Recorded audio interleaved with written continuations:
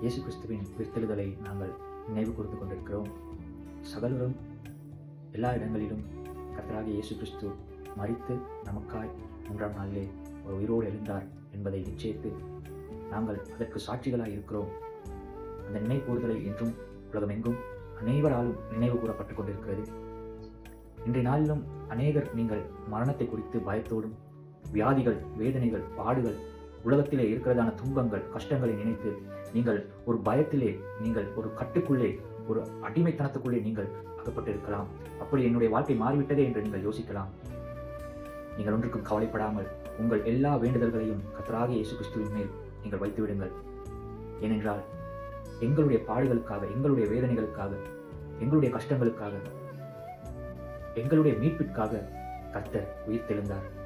இன்று அநேகருடைய வாழ்க்கையிலே உங்கள் பிள்ளைகளை இழந்திருக்கலாம், உங்கள் மனைவியை இழந்திருக்கலாம், உங்கள் கணவனை இழந்திருக்கலாம், உங்கள் பெற்றோரை இழந்திருக்கலாம், உங்கள் உறவுகளை இழந்திருக்கலாம், உங்கள் நண்பர்களை இழந்திருக்கலாம்.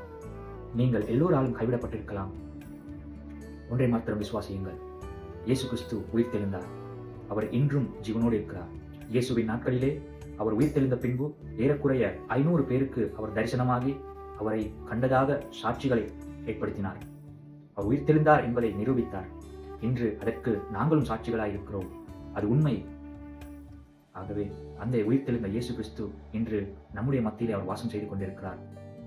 உங்கள் மரணமோ, உங்கள் வேதனையோ, உங்கள் பாடுகளோ, உங்கள் கஷ்டங்களோ, உங்கள் தனிமையோ எதுவுமே அவருடைய அன்பை விட்டு உங்களை பிரிக்காது. விசுவாசத்தை துவங்கினவரும் அவரே, யுத்தத்தை ஏற்படுத்துகிறவரும் நடத்துகிறவரும் அவரே, ஓட்டத்தை முடிப்பவரும் அவரே, ஆதியும் அந்தவுமாய் இருக்கிறவர் என்று சொல்லப்பட்டாரே, அவர் தொடக்கம் முடிவுமாயிருக்கிறார். எல்லாம் அவராயிருக்கிறார். அவர் உங்களுக்குள்ளே இருக்கிறார். அவர் உங்கள் மத்தியில் வாசம் பண்ணி கொண்டிருக்கிறார். தைரியம் கொள்ளுங்கள். இயேசு ஜீவிக்கிறார். இயேசு உயிரோடு இருக்கிறார். நமது மாம்சத்திலே இயேசுவானவர் வெளிப்பட வேண்டும். அதற்காகத்தான் பரிசுத்த ஆவியானவர் கொடுக்கப்பட்டார். அதற்காகத்தான் பரிசுத்த ஆவியானவரால் நாங்கள் நடத்தப்படுகிறோம். எங்கள் வாழ்க்கையிலே, எங்களுடைய சரீரத்திலே இயேசுவானவர் வெளிப்பட வேண்டும். அதுவே சகல தீர்க்க தரிசனங்களின் சாட்சியாயிருக்கிறது. ஹல்லேலூயா. இன்றைய நாள் முதல் கர்த்தராகிய இயேசு கிறிஸ்து உயிர்த்தெழுந்த வல்லமையோடு நீங்கள் எழும்பி பிரகாசியுங்கள். கர்த்தராகிய இயேசு கிறிஸ்து உங்கள் இருதயத்தின் வேதனைகள், துக்கங்களை எல்லாம் நீக்கி உங்கள் இருதயத்துக்கு சமாதானத்தை அருளச் செய்து உங்களை தொடர்ந்தும் அவர் எழும்பி பிரகாசிக்க செய்வார். இந்த உயிர்த்தெழுந்த வல்லமையோடு நீங்கள் எழும்பி பிரகாசியுங்கள்.